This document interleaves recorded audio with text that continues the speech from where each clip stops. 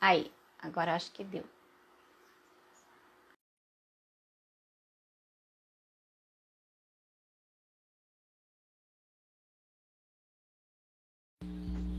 Opa! Ah, Opa! Agora sim! cheguei. Nossa, tá em novo formato a live, menina. Tá uns quadradinhos bonitinhos. Não era assim, É, né? não. Tá vendo? Eu já tenho É duas para semanas aqui coroar. sem fazer live e eu já vejo que já tem coisa diferente aqui no ar. Aí, ó, tá vendo? É para coroar Olá, esse dia, então. prazer. Prazer estar aqui contigo, Igualmente. Kézia. Muito bom ter você aqui.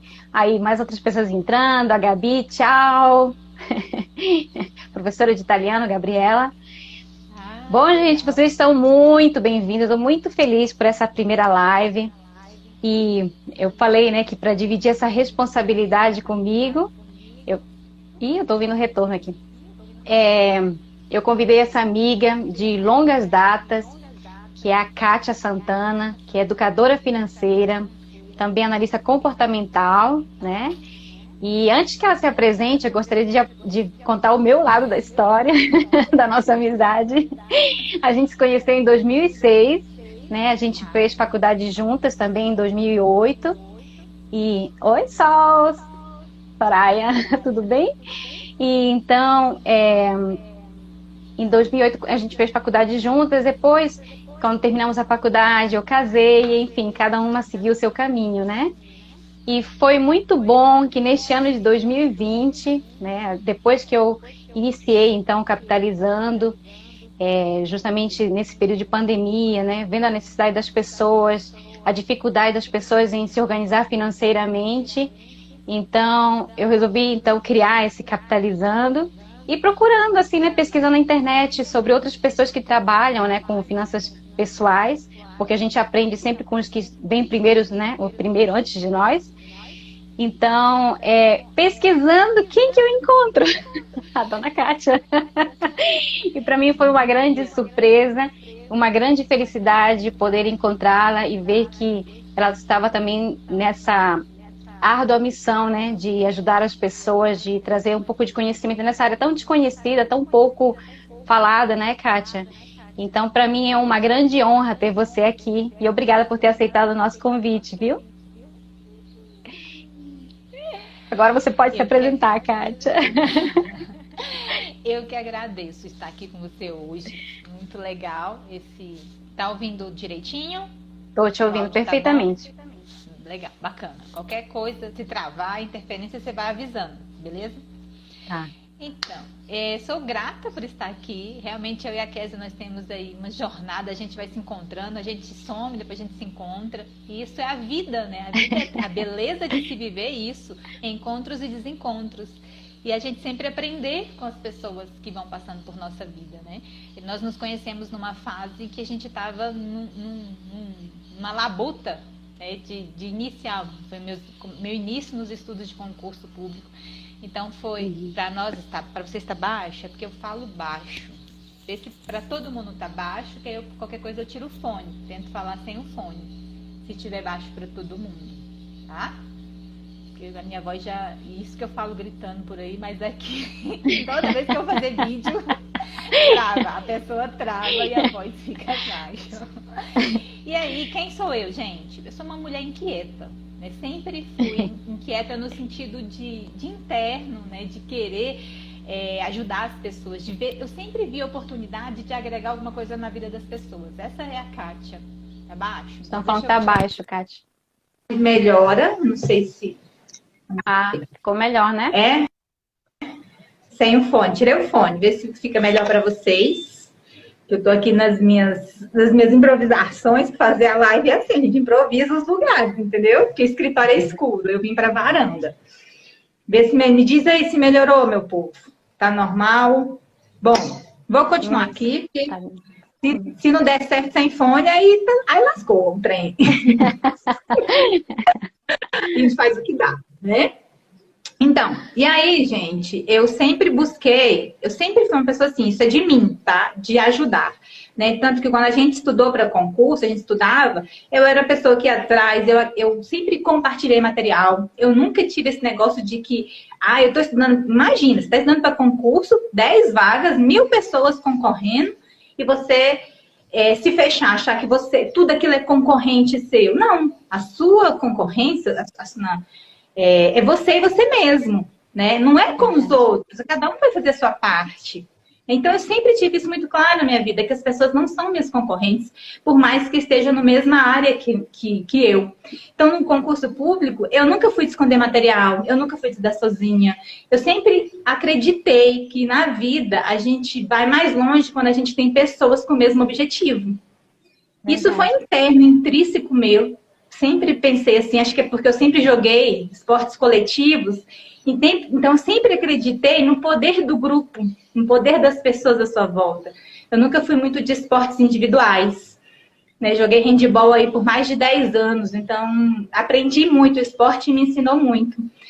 E aí, eu sempre acreditei na abundância da vida. Gente, a gente tem que se pegar isso, não na escassez, não de que a pessoa que é o mesmo profissional que eu, e eu tenho que esconder as coisas, tenho que fazer tudo sozinho. Não. Quanto mais você libera, mais você tem retorno. É assim a vida. Né? Então, a gente tem que aprender isso, a agregar. Sempre ter esse pensamento de agregar alguma coisa na vida de alguém. Porque as nossas passagens são rápidas. Eu e a Kézia passamos rápidos por uma vida da outra, mas quando a gente estava junto, a gente ia crescendo junto. E cada um ia pro seu caminho. E hoje, agora, esse ano, nos encontramos de novo. E foi uma honra quando ela me procurou. Entendeu? Porque eu fiquei super feliz. Porque eu entrei na educação financeira como, assim, por um acaso do destino, né? Vamos dizer assim. E além disso tudo, quem é a Kátia? Sou mãe de 4 filhos, sou servidora pública federal, trabalho no judiciário aqui em Brasília, casada. Tenho uma paixão enorme por corrida de rua, que foi uma grande transformação na minha vida. E estou aqui para ajudar as pessoas a serem melhor. Muito bem, Kátia. E como foi que você entrou nessa área da educação financeira? O que te motivou a aprender e a levar esse conhecimento a outras pessoas? A minha desorganização e descontrole financeiro. Porque sim, eu já fui uma pessoa extremamente endividada. E servidor público tem muito isso de que quanto... Não é só servidor público não, gente. É o brasileiro em si, as pessoas em si. Por quê? Porque dinheiro é emocional, as nossas decisões são emocionais, e quando a gente não se conhece, a gente não se prepara, a gente sempre vai tomando decisões por emocionais, por emoção, por aquele sentimento daquele momento. E a gente vai se deixando levar. Então, eu era uma pessoa com muitos consignados, cartão de crédito sem controle, mas, ao mesmo tempo, eu era uma pessoa que tinha planilha. Eu amo planilha no Excel, gente. Desde o meu primeiro emprego, 18 anos, eu anotava na agenda. Eu tinha esse controle financeiro, mas eu não tinha...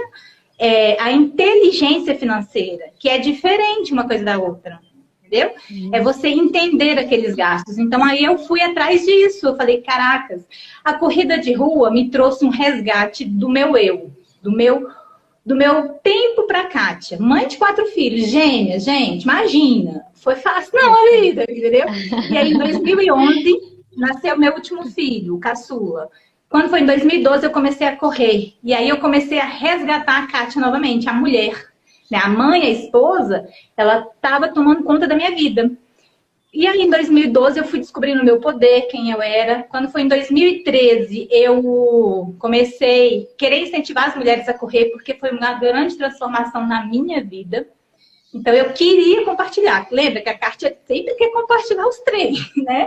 Então, com a corrida de rua não foi diferente. Eu queria que as mulheres sentissem isso, essa liberdade, esse momento, porque para mim a corrida de rua é um autocuidado, é uma meditação, é um tempo para mim, onde vários problemas até eu vou resolvendo enquanto eu vou correndo. Mas não é só a corrida de rua, gente. Na verdade, é atividade física em si. Eu sou uma pessoa que eu prego muito isso. Eu acredito muito no poder da atividade física, né? E aí, isso foi trazendo um processo em mim de amadurecimento, de conhecimento. Quando foi em dezembro de 2017, e a corrida de rua também me trouxe muitas dívidas. Por quê? Porque quando você entra no mundo, num novo grupo, você quer se sentir o quê? Pertencente. Nós somos assim. Não é só os adolescentes que querem se sentir pertencente, que querem status. Não. Nós, quando frequentamos uma igreja, a gente quer se sentir pertencente àquela igreja. A gente quer se sentir pertencente a um grupo. E quando eu entrei nisso, eu quis me sentir pertencente também. E aí, é a hora que a gente não sabe quem é quem. A pessoa não tem identificação. Eu não tinha minha identificação, meu ser. Eu não me conhecia bem. E aí, o que eu comecei? A gastar muito com o quê? Com tênis, com roupas, com corridas, inscrições. As inscrições são caras. E eu queria estar naquele meio o tempo inteiro. E eu fiz isso por 2 anos. Então, quase todo fim de semana eu estava correndo. E isso é bom, é ótimo, mas você não precisa pagar para ter essa sensação. Mas eu queria estar em grupo, eu queria me pertencer. Então, isso foi trazendo algumas outras despesas, que no momento eu estava tomando as decisões pelo quê? Pelo emocional, porque eu queria pertencer. Então, foi virando uma bola de neve, assim. Quando foi em 2017, dezembro de 2017, eu tomei a decisão de que 2018 seria diferente na minha vida. Eu ia mudar isso. Gente, eu sempre trabalhei em área financeira, desde que eu comecei o meu segundo emprego, porque o primeiro foi digitador, o segundo foi já na área financeira. E eu não tinha controle do meu, eu tinha controle dos outros, mas não tinha controle do meu. E aí, em 2018, eu comecei a minha jornada. A minha jornada foi quando eu fiz comprei o primeiro curso de inteligência financeira. E aí, a partir daí, eu fui gostando do negócio, eu fui aplicando na minha vida, eu fui tendo transformações. A transformação, ela não é imediata. Não pense que organizar a sua vida é um milagre. Não acredite em fórmulas mágicas, porque não é um processo. É um processo. E a gente, muitas vezes, está atrelado naquelas dívidas ou então naquele desconforto financeiro e a gente quer uma resolução rápida. E não é assim que as coisas funcionam, porque às vezes o rápido ou o barato, ele vai sair caro, ele vai sair pior do que estava, pior que a emenda. Então, assim, a gente precisa ter cuidado. Então, eu fiquei 2018, 2019, aplicando, fiz formações e eu fui me encantando. E aí, como eu vi a transformação em mim, a Kátia quer o quê? Quer compartilhar, entendeu? E foi assim. Então, foi a educação financeira que me encontrou, não eu que encontrei ela, entendeu? Porque como eu sempre quis achar na minha vida uma missão, né? Eu sempre fui uma servidora pública, porque eu sei que o meu papel é servir o público. Eu nunca estive como servidora para estar lá cumprindo o papel e recebendo apenas um dinheiro. Eu nunca tive essa cabeça. Então, a minha cabeça sempre foi de uma mulher proativa, de querer agregar. E aí, a educação financeira veio, né? E veio como se fosse, assim, me mostrando um novo propósito aí para trabalhar. Que lindo. A gente sente na sua voz essa paixão, né, pelas finanças. Isso, para mim, é fascinante, porque eu também tenho essa mesma paixão, e isso é um diferencial, Kátia, porque muitas pessoas que só trabalham com finanças por profissão, né, e não por paixão, por amor, você percebe essa diferença nos resultados, né? E o que eu quero dizer com isso? Quando a gente tenta passar o conhecimento com paixão, as pessoas têm mais facilidade para absorver o conteúdo, né? Entender do que você está falando. Ou, se elas não vierem a se apaixonar pelo tema, pelo menos elas vão começar a entender, né? Sobre a questão de finanças. Então, eu sempre comparo finanças, né, aprender finanças com alguém, como uma autoescola. Tem pessoas que se tornam tão dependentes de um educador financeiro ou de qualquer outro consultor financeiro, e a quem é apaixonado, não, você quer dar liberdade para essa pessoa, né? Você quer ensinar o caminho para que ela mesma possa trilhar o caminho. Porque a autoescola é muito bom, mas você pode fazer 100 aulas de autoescola, mas você só vai de fato aprender a dirigir quando você colocar o pé na estrada, né? Quando você começar a sair por aí dirigindo sozinho, é aí que você de fato aprende a dirigir. E a mesma coisa das finanças, né? A gente quer que as pessoas realmente aprendam a dirigir suas próprias vidas, dirigir suas próprias finanças, né? Então, e eu acho que você só consegue isso quando você realmente tem paixão, ensina com paixão, e as pessoas acabam gostando daquilo, né? Ou então simplesmente aprendendo. Kátia, tô vendo aqui minha ordem, tá, gente? Porque para eu não me perder, eu fiz toda uma listinha aqui. Bom, Kátia, durante toda essa semana, né, várias pessoas conversaram comigo, né, perguntaram algumas coisas, então eu vou passar essa bola para você, tá? Eu respondi para essas pessoas, mas pode ter dúvida de outras pessoas também, né? Então eu vou começar com a primeira pergunta, Kátia, para você. Qual a importância da organização financeira? Por que é importante a gente ter as nossas contas organizadas? Por quê, né, gente? É uma pergunta que nós precisamos nos fazer. Eu digo que tem um pouco uma analogia com um guarda-roupa. Né? Quando você vai lá, ou uma pia de louça, né? Toda suja e um monte de louças. Mas o guarda-roupa é aquela história, a gente vai só jogando. Aquela pessoa que tá com preguiça, tá com pressa, joga a roupa aqui, usei, joga ali, água, outra ali, mistura suja com limpa, vira aquela zona. E aí quando você abre o guarda-roupa, você fica com preguiça e dá um certo desespero, porque você não consegue achar as coisas, ainda mais quando você está com pressa. Então, a desorganização, ela traz uma desorganização mental também. A desorganização visual, ela traz mental. E nas finanças não é diferente. Na nossa vida não é diferente. A nossa vida, ela precisa ter organização para quê? Para ter clareza. A organização, ela traz clareza. Quando o seu guarda-roupa está lá, com as roupas de sair num canto, as roupas de malhar no outro, tudo arrumadinho, você ganha tempo, você consegue escolher melhor, né, a roupa que você quer. Se tiver tudo bagunçado, você quer ir para uma balada, sei lá, uma festa, como é que você olha assim, meu Deus, eu não tenho roupa? A primeira coisa que tu vai falar. Porque você não consegue ver nada. Mulheres. E as finanças é assim, entendeu? Nossa, se eu não controlo as minhas despesas, se eu não tenho noção de quanto é que é, se eu acho que o cartão de crédito é um buraco negro ali que vai vir uma mágica e vai pagar, eu vou sempre estar gastando. Por quê? Porque eu não tenho uma visualização, eu não tenho uma clareza, eu não tenho uma consciência. Então, a primeira coisa que a organização traz é consciência, gente. A gente precisa ter consciência. E o dinheiro é uma das melhores coisas que a gente tem na vida. Porque o dinheiro, ele é um meio, ele não é o fim. O dinheiro, ele é um meio, ele te proporciona coisas. Então, o dinheiro é uma coisa muito boa, uma coisa muito abençoada por Deus. Porque o dinheiro é fruto do seu trabalho, do seu esforço, da sua energia. E por que o dinheiro tem que ser ruim? Não, o dinheiro é ótimo. A gente precisa se entender o quanto o dinheiro é bom para a gente. Sabe? Começar a quebrar algumas crenças aí. A gente não tem que ser sofrido cuidar das nossas finanças. A gente tem que aprender a cuidar das finanças com amor. Porque é uma das coisas mais importantes que a gente tem. Você tem que definir as escalas de prioridade na sua vida, mas você tem que entender que o dinheiro é muito importante para você conseguir outras coisas na vida. Né? Para a gente ter uma internet aqui, para a gente estar nesse telefone, a gente precisou de ter um dinheiro.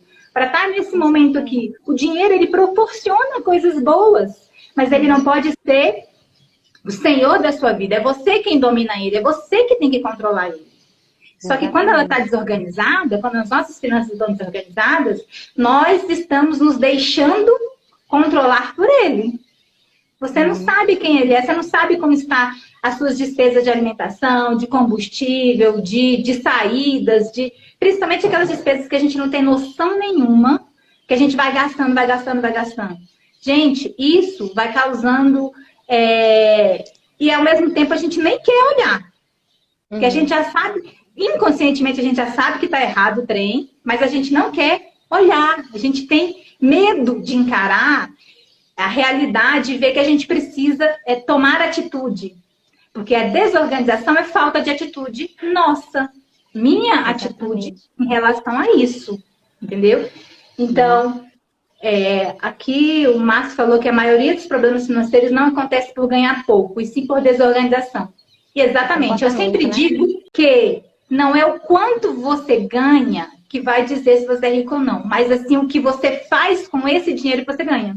Então, não importa o quanto você ganha. Sabe por quê? A gente já viu milionários que ganham dinheiro. Milionários, sim, as pessoas comuns, que já têm as finanças desorganizadas e aí ganham na loteria.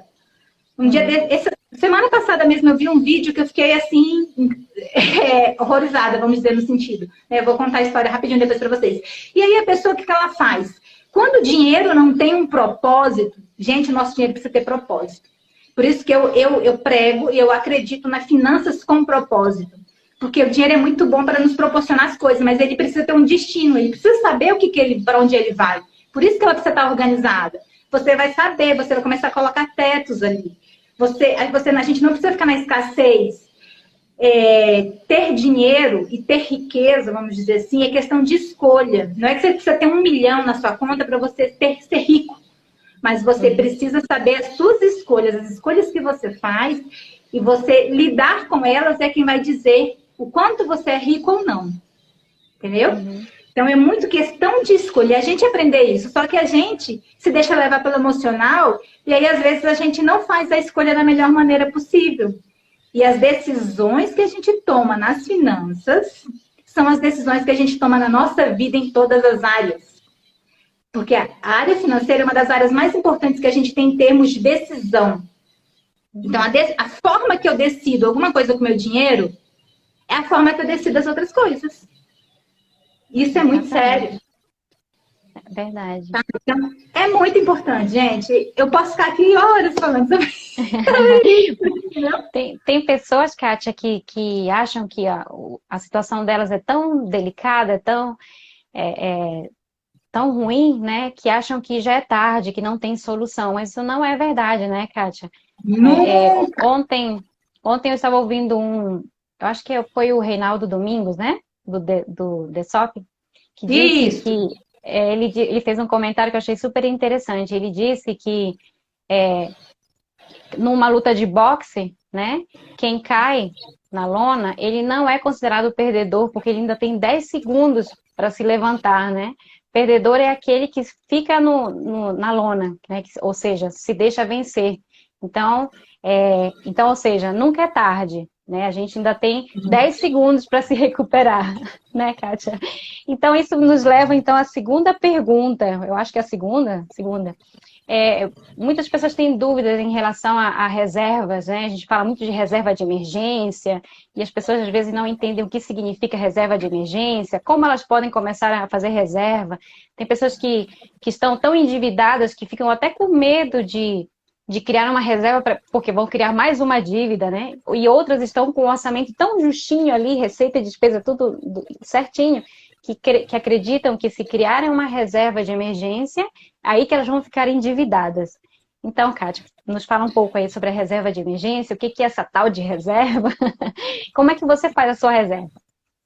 Então, gente, essa reserva, eu gosto muito de falar, particularmente, eu uso o termo reserva financeira, mas tem gente que reserva da paz, colchão financeiro.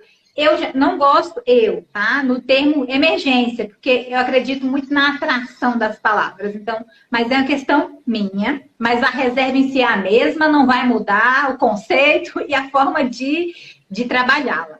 Qual a importância, gente, de uma reserva? Primeiro, para a gente ter uma reserva, a gente começar a construir essa reserva, a gente precisa ter uma organização. Porque a gente precisa ter clareza de quanto que eu vou destinar para o meu lazer. Porque cuidar do seu dinheiro e pensar no futuro não significa que você tem que abrir mão do presente. Que essa é uma das principais objeções das pessoas em relação a cuidar do dinheiro. Achar que se eu for pensar no meu futuro, eu não vou viver bem o meu presente. E é o contrário. Por isso que lembra que eu falo que a decisão escolhas. A sua vida, a forma de você levar suas finanças são escolhas. Você não precisa abrir mão de tudo, mas você vai precisar entender que algumas coisas a gente precisa equilibrar e balancear. Então, se eu saio 4 fins de semana todo mês, eu posso sair 2, e 2 eu destinar esse dinheiro para uma outra coisa. Mas isso a gente só consegue fazer quando a gente tem clareza de como estão as nossas finanças. Então, o primeiro passo é começar. Você foi lá, organizou, né? E muitas vezes é difícil. Eu não consegui fazer isso sozinha. Eu comprei vários cursos. Cuidar da nossa vida em si é um processo. Ele tem início, mas ele não tem fim. Não significa que hoje a Kátia está totalmente organizada e que ela parou de estudar e que ela... Não, porque nós tivemos uma vida inteira de programações, de mentais, vamos dizer assim, de falas, que a gente acreditava como verdades em nossa vida. E para desconstruir isso, não é assim, não, no piscar de olhos. Essa desconstrução é com ali, ó, é falando, é fazendo, é ouvindo, é todo o dia um pouco de cada vez. Então, eu digo sempre para todo mundo, todos os meus mentorados, todo mundo que passa por mim, que eu falo, ó, o processo começou aqui comigo agora, mas ele vai ser eterno. Se você quiser, né, ter essa paz, esse propósito, você vai sempre estar cuidando. Só que você não vai cuidar no bolo, você vai todo dia fazer um pouquinho de cada vez. Porque a gente aprende todo dia com todas as pessoas que vão aparecendo. E aí a reserva, ela é muito importante para o quê, gente? Para imprevistos. Então, a gente tem a reserva de longo prazo, a reserva de curto prazo, que seria essa reserva financeira. Ela serve para os nossos imprevistos, porque, gente, imprevistos acontecem, eles vão acontecer. A gente querendo ou não, eles vão acontecer. E, às vezes, oportunidades também. As oportunidades também aparecem, e se você não tem dinheiro para aproveitar naquele momento, você perdeu aquela oportunidade. Né? Então, a reserva financeira é para isso. Vamos supor, para doença, né, que acontece às vezes remédio, a gente fica doente, tem que gastar uma grana em remédio, a gente não tem um planejamento, o que a gente faz? A gente divide no cartão em 12 vezes. A parcela de R$10, de R$100 dá no cartão. E não vê que esse cartão vai acumulando com outras parcelas. Então, se você tem uma reserva, você não vai parcelar. Você vai usar, lógico que depois você vai repor a sua reserva. A reserva a gente constrói, a gente usa e a gente repõe. É um ciclo. Por quê? Porque sempre que precisar, você vai ter esse dinheiro lá. E como é que é feita essa reserva? O objetivo da reserva a gente já falou, que é o quê? Para os imprevistos, para as coisas que vão acontecer e que você pode precisar. Um carro que bateu, aí eu tenho um seguro, que ótimo. Mas e a franquia? Se você precisar pagar, você tem? Ou você vai dividir no cartão em 10 vezes lá de 200, de R$500? E aí isso vai sobrecarregar o seu orçamento, porque você não estava prevendo essa despesa. Você foi mandado embora e não estava, né, imaginando isso. Imagina a loucura que é. A gente se desespera. E nesse momento que nós estamos vivenciando agora, a gente vê a importância da reserva, gente. É verdade. Eu acho que né, esses 7 meses aí que a gente vivenciou essa experiência aí do Covid, nós podemos ver na pele o quanto isso é importante. Né? Quantas empresas não fecharam porque elas não tinham essa reserva? Quantas pessoas foram mandadas embora? Quantas mesmo com muito pouco? E a gente não tinha essa previsão, a gente não se prepara. Por quê? Porque a gente não aprende isso, gente. Então, assim, não se culpe, não ache que você é um nada na vida. Não vá por esse caminho. Pelo contrário, pegue o caminho que você fala. O que eu posso fazer a partir de hoje com isso que eu estou ouvindo? Qual vai ser a minha primeira atitude para construir? Às vezes as pessoas falam assim, nossa, eu só ganho um salário mínimo. Eu trabalho no tribunal e já vi pessoas dos serviços gerais que ganham um salário mínimo e que conseguem ter uma poupança. Eu fiquei assim, né, de cara, a primeira vez que eu conversando com ela e tal. Eu adoro ouvir histórias das pessoas, que eu aprendo demais com a história das pessoas. Eu amo ouvir histórias. E o quanto elas agregam a minha vida. E aí a gente vai aprendendo. Então, assim, não é questão de quanto você ganha, mas é o que você faz. Às vezes, o seu padrão de vida, o seu status, não condiz com o que você ganha, gente. Ou então, se você quer manter esse status, ok, beleza. Mas então, faça mais dinheiro. Faça uma renda extra. Nós somos... O dinheiro que a gente recebe é da nossa capacidade, é do que a gente faz, do que a gente produz. Né? E a gente tem muito... Primeiro, a gente tem tabu de falar de dinheiro. Dificilmente as pessoas conversam sobre dinheiro numa roda. Comigo não, né? Porque as pessoas já estão mais acostumadas a conversar de dinheiro. A gente vai quebrando isso. Nas rodas das minhas amigas, elas já vêm logo pedir conselho, quer conversar e tal. Eu adoro. Mas, assim, é um assunto difícil, delicado. Nos relacionamentos, nas famílias, entre casais, é difícil demais a gente conversar. E a gente precisa quebrar. Né? Então, a pandemia veio para mostrar isso, que a gente precisa quebrar esses paradigmas, desses tabus. As pessoas falam de sexo aí aberto, mas não quer falar sobre dinheiro. Parece que o dinheiro é sujo, parece que você está roubando, parece que você está fazendo... É um pecado tal falar de dinheiro, pelo amor de Deus, meu povo, vamos desconstruir isso. Sabia? É um trabalho de formiguinha e eu conto com a ajuda de todos vocês que estão aqui. Porque quando a gente faz a diferença na nossa vida, a gente faz a diferença no nosso meio, no nosso redor. O que a Kézia está fazendo, o trabalho que ela está desenvolvendo, ela está aí, ó, começando a falar de coisas que ninguém imaginava. Ninguém sabia que ela sabia dessas coisas. Então é isso, a gente precisa falar, externalizar. E aí, a nossa reserva, como é que a gente faz isso, gente? Depende de cada um, tá? A gente fala aqui de coisas ideais. Mas lembre-se que cada pessoa, é única, tem o seu estilo de vida, tem a sua vida. Então, eu vou falar aqui do que é ideal, mas não significa que você tem que fazer isso. Entenda sempre isso. A gente tem muito, e eu digo por mim, tá?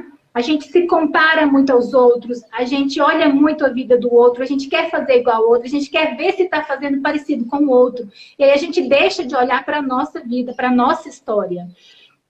A reserva ideal, vamos supor, servidor público, ele tem uma certa estabilidade financeira, sabe? Então, ele não vai ser mandado embora tão fácil. Então, para ele ter... Como é que a gente constrói essa reserva financeira? É o custo de vida mensal que você tem. Então, o servidor público, ele tem que ter essa reserva de... Tem não, gente, não gosto de tem. O ideal é que tenha de 3 a 6 vezes a renda, o custo de vida mensal dele. Então, vamos supor, se ele recebe 5 mil reais por mês, ele custa, a vida dele mensal custa 5 mil reais. Então, ele tem que ter aí que eu falei 3, então de 15 a 30 mil reais guardados específico para esse montante, para isso.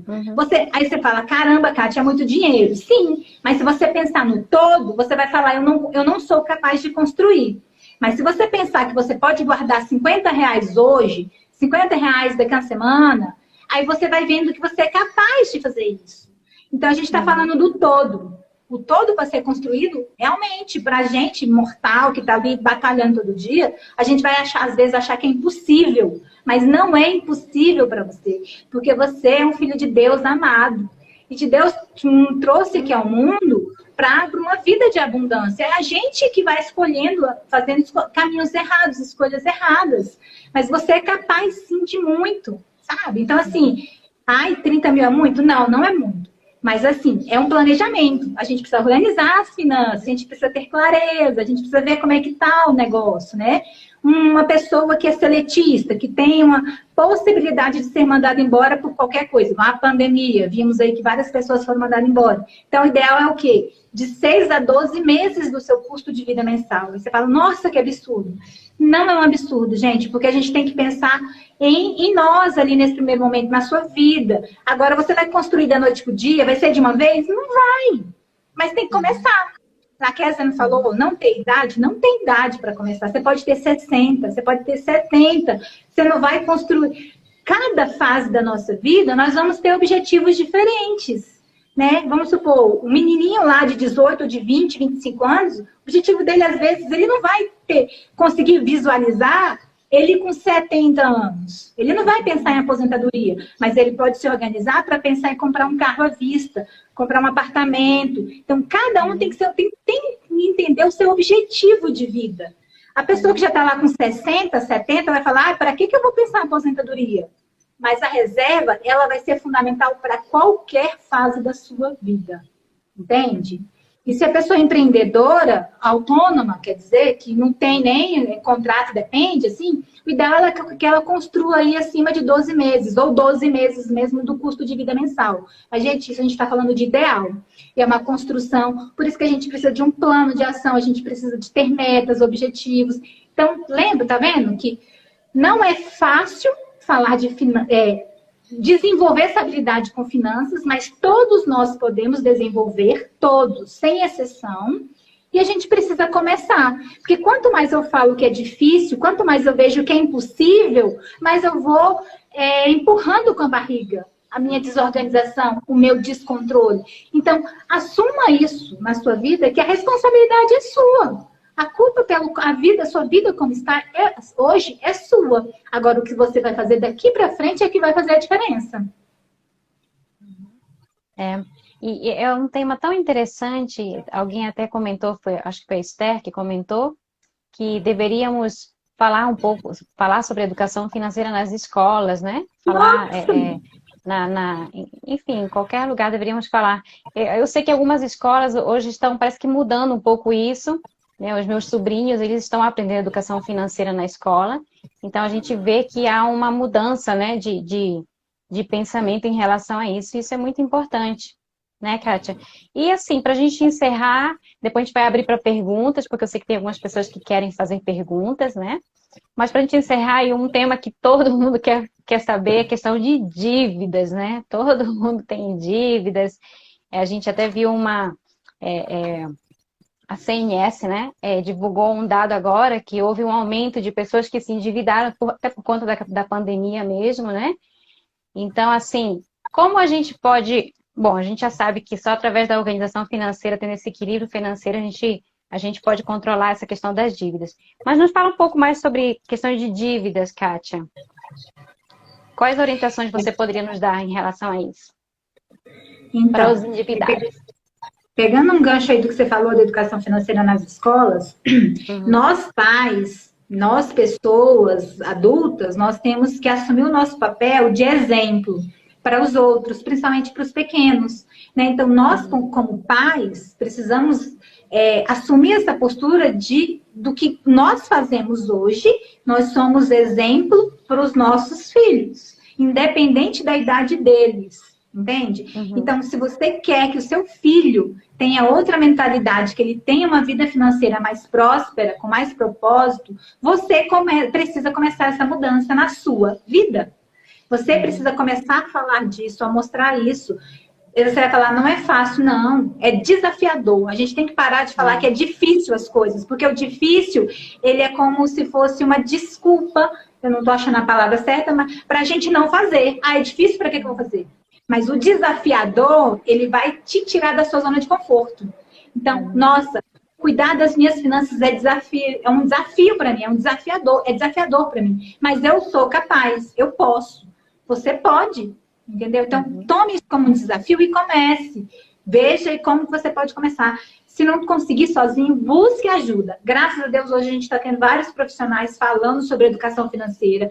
Está mais acessível esse conhecimento. Ainda não é tão amplo como deveria ser, não é tão como as músicas deveriam ser, mas é uma coisa que está se tornando. E depende de nós essa mudança cultural.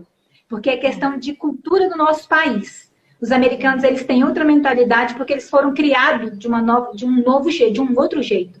Lá com 18 anos, os meninos são preparados para sair de casa. Aqui a gente quer que os filhos tenham 30 anos e estejam em casa debaixo das nossas asas. É questão cultural, né? Então a gente precisa ir mudando, quebrando alguns paradigmas em relação a isso. Não significa que a gente está sendo descuidado e não amando os nossos filhos se a gente quer que eles tenham essa independência na vida. Não, a gente ama da mesma forma, mas a gente precisa ensiná-los. E como é que a gente ensina se a gente não sabe? Então, a gente precisa aprender, né? E a educação financeira nas escolas, agora ela faz parte da grade curricular aí. Vai ser um processo muito lento, mas começou. Isso é importante, é muito importante. E aí, falando de dívidas, gente, é o seguinte, dívidas além da organização, mas antes de começar uma organização, a gente precisa mudar a nossa mentalidade, chamada metanoia, né? Que é a mudança da mentalidade. Por quê? Porque não adianta eu falar para você, faça isso, faça aquilo, se a sua mentalidade vai continuar... você não se entender, não entender por que você toma determinadas decisões financeiras. Porque aí você vai organizar e daqui a pouco vai estar tudo de novo. Então, a primeira coisa para as dívidas é isso, a gente entender, mudar nossas crenças. O que são as nossas crenças? São as verdades que a gente acredita. Como a gente acreditar que o dinheiro é ruim, como que quem é rico não vai para o céu, como que várias outras coisas que só tem dinheiro quem é corrupto, quem faz coisas ruins. Né, que a gente só avança na vida passando por cima das pessoas, essas pessoas que têm dinheiro. Não, essas pessoas são o que a imprensa mostra, que é 1%. É verdade. Quantas pessoas... E aprenda uma coisa, quanto mais dinheiro você tiver, mais pessoas você vai poder ajudar. Olha como é a roda da abundância. Uhum. É assim que a gente tem que pensar. Não é, ai, se eu tiver dinheiro, vão me pedir dinheiro, a minha família vai querer dinheiro, vou ser sequestrado, vou ser morto. Não, você está levando para o lado da escassez, né? Lembra do copo meio cheio, meio vazio? Tudo vai depender da forma como você vê as coisas. Então, tudo depende da forma como a gente acredita, a nossa crença, a nossa verdade. E essa verdade, ela não é mudada da noite para o dia. É uma desconstrução pouco a pouco. E aí o problema das dívidas é justamente porque a gente não tem uma clareza, a gente não tem igual cartão de crédito. A maior parte do endividamento é do cartão de crédito. Por quê? Porque 10 vezes de R$ 10 é ótimo, cabe no meu orçamento. Mas quantas parcelas, quantos produtos, quantas coisas que você comprou, que você parcelou no seu cartão em 10, 12 vezes? Porque ninguém parcela em menos, ou é 10 ou é 12, né? A gente já pensa tudo, tanto que você vê na televisão que passa, né, uma propaganda que passa. Vem lá, R$ 1.500. Não, mas é muito. Mas 10 de R$ 150. Nossa, R$ 150 por esse negócio aqui? Tá ótimo, cabe no meu orçamento. Uhum. Só que 150, com mais 200, com mais 300, com mais 10, com mais... Nossa, viram uma bola de neve. E eu falo isso por conta própria, porque na minha cabeça, o meu cartão de crédito ia acontecer uma magia que ele ia ser pago. Entendeu? Não tem como. Ia vir Era um salário extra, né? Ia vir a fada madrinha e ia pagar meu cartão de crédito. Por quê? Porque eu não tinha controle dele. Uai. Entendeu? Então, assim, tudo, a gente precisa entender o que ocasionou essas dívidas. Então, é um olhar para si. Por isso que eu digo que dinheiro e autoconhecimento tem muito a ver. E engraçado que quando a nossa vida está desorganizada nas finanças, descontrolada, ela não está só nas finanças. As outras áreas estão sofrendo um impacto, às vezes familiar, conjugal, com os filhos, porque às vezes quando a gente está endividada, a gente tem vergonha. A gente se deixa levar, faz o negócio, compra o celular da hora, depois vai pensar, caracas, para que eu comprei isso? Como é que eu vou pagar isso? Aí fica com vergonha de devolver. Às vezes não tem como devolver, como cancelar, vai ter que se virar para pagar. E aí vem os sentimentos. É aquela história. Quando a gente compra, vem a euforia, a emoção do eu mereço. Isso é ótimo, a gente fica se sentindo super bem. Comprar faz isso com a gente. É igual, tem muito a ver com a alimentação também. Né? Tudo é mentalidade. Então, às vezes, a gente come o doce, a gente fica super feliz. Aí depois você fala, nossa, mas para que eu comi? E tal. A mesma coisa é com o nosso dinheiro. Você vê que as decisões que a gente toma em uma, a gente toma na outra área também. E aí, depois, quando vem a fatura do cartão de crédito, vem aqueles sentimentos ruins de incapacidade, de que eu sou a pior pessoa do mundo. O que eu estou fazendo? Por que tem gente que suicida por causa de dívida? Porque ela não consegue ver uma luz. Entendeu? E aí o negócio é mais profundo. Então não é apenas saber como negociar, lógico que precisa ter uma estratégia para negociar suas dívidas. Não é pegar um empréstimo que quite tudo isso que vai resolver o seu problema, porque não vai. Vai criar um problema maior no futuro. Então você precisa, quem está endividado, precisa ter uma estratégia de pagamento. A gente precisa ter cuidado, entender qual a dívida que tem um bem penhorado, vamos dizer, condomínio. Gente, nunca deixe de pagar um condomínio.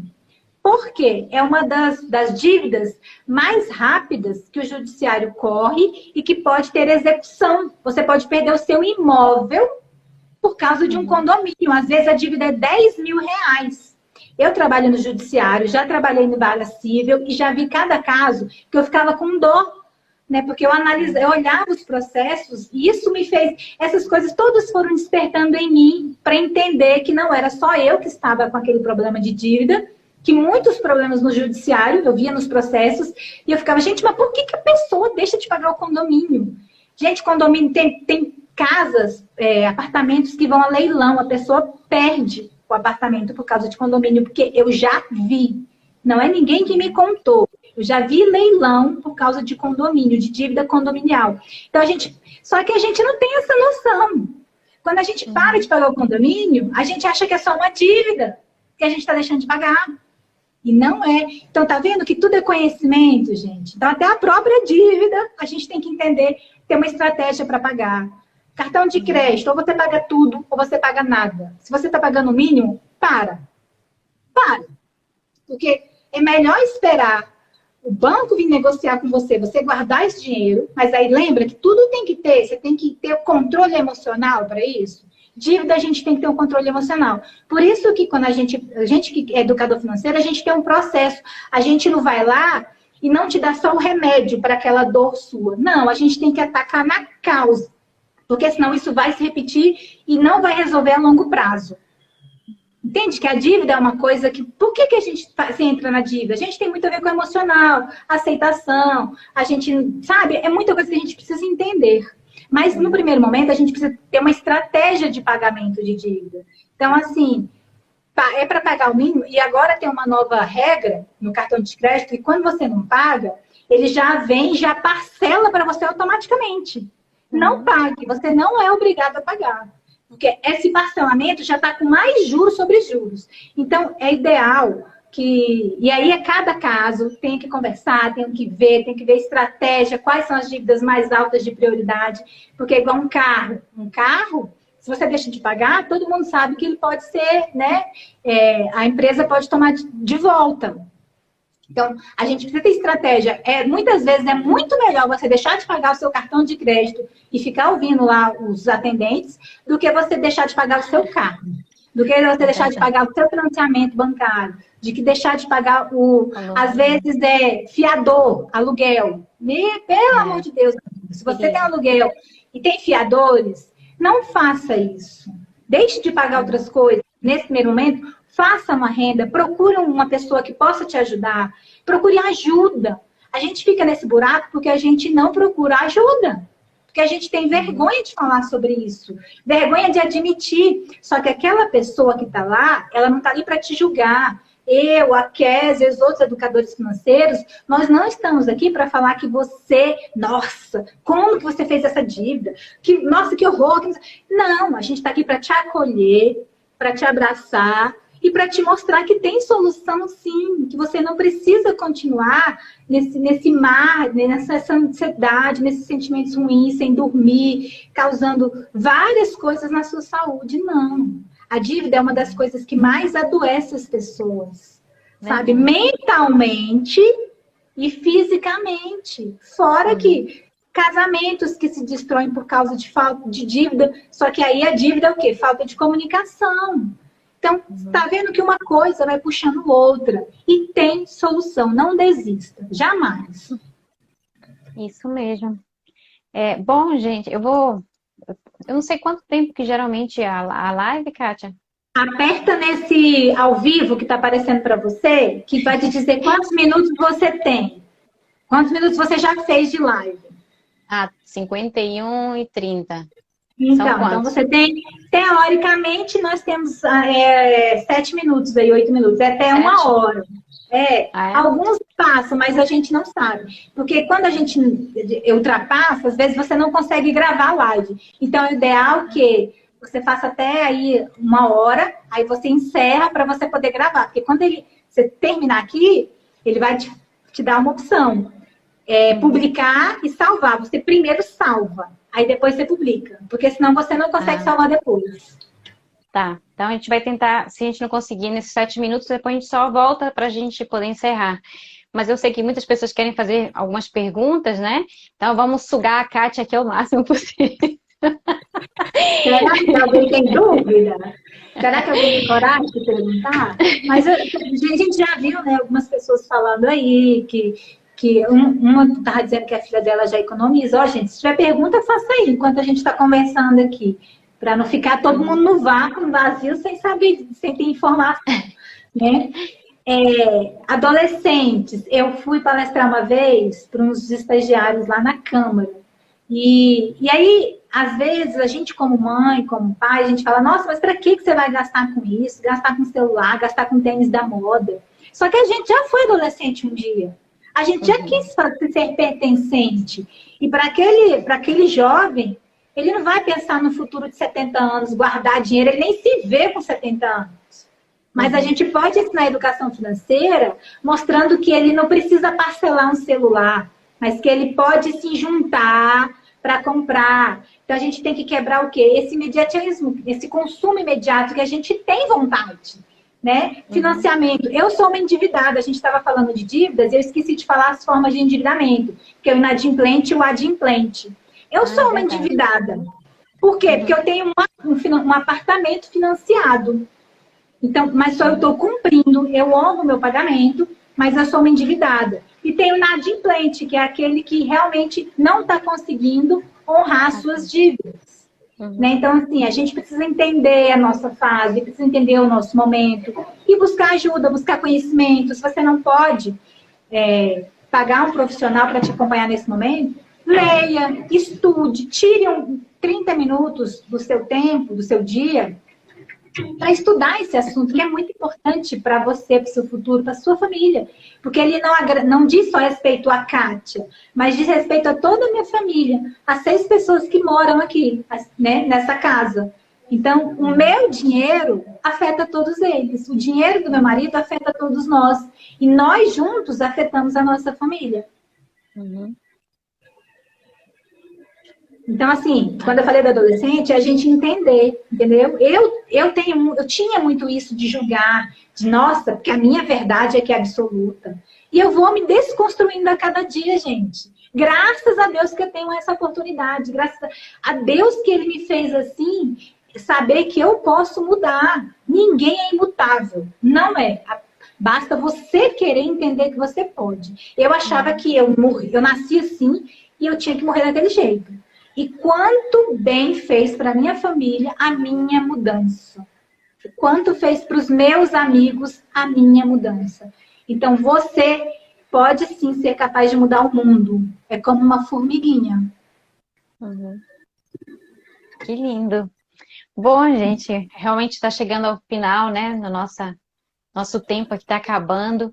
Mas eu já queria te agradecer, Kátia, por essa rica participação. Foi tão instrutivo tudo que você nos disse. Eu também aprendi muito com você hoje. Eu tenho certeza que todos os nossos amigos aqui, as pessoas que estão participando também aprenderam muito. Foi muito gostoso esse momento com você aqui. E com os meus amigos, com os teus amigos, né? Com as pessoas que seguem o Capitalizando e seguem. Gente, para quem quiser conhecer um pouco mais sobre a Kátia, fala aí, Kátia, seu Instagram, como é que as pessoas te acham? Conta aí. Eu, primeiramente, agradecer, né, Kézia, pelo convite. Você sabe que eu estou sempre aberta para te ajudar, para estar com você. E é uma troca, gente. Quem disse que eu estou aqui e não aprendo? Aprendo com vocês também, sabe? É muito bom, muito rico. Estar com as pessoas é isso. Né? O meu Instagram é katia.santana. Vocês vão me achar por lá. Com 2 N's, né? Mas botando meu nome aí, vocês vão achar. Estou lá à disposição para dúvidas, para perguntas, para atendimentos. Precisando também, a gente ajuda, a gente vê o que dá para fazer. De vez em quando eu faço aulas ao vivo, lives, mas também pelo Zoom. E assim a gente vai tentando ajudar as pessoas, né? Então, só tenha isso em mente, que você é capaz, você pode e você merece uma vida com prosperidade e abundância. Amém. Tá bom? Amém. Então, muito obrigada, Kátia. Então, obrigada, pessoal, por terem participado então, da nossa Semana da Organização Financeira. Eu estou muito feliz porque a gente terminou realmente com chaves de ouro. Eu estou saindo dessa semana, não sei vocês, mas eu estou muito enriquecida com tudo que a gente ouviu hoje, com a participação das pessoas, o carinho das pessoas durante essa semana, que para mim foi muito, muito importante. Então, gente, muito obrigada, um grande beijo. Beijo, beijo, Kátia. Beijo para todo mundo. Beijo, querida. E a gente se vê em breve numa próxima live. Tchau, tchau. Tchau, Kátia. Tchau. Tchau.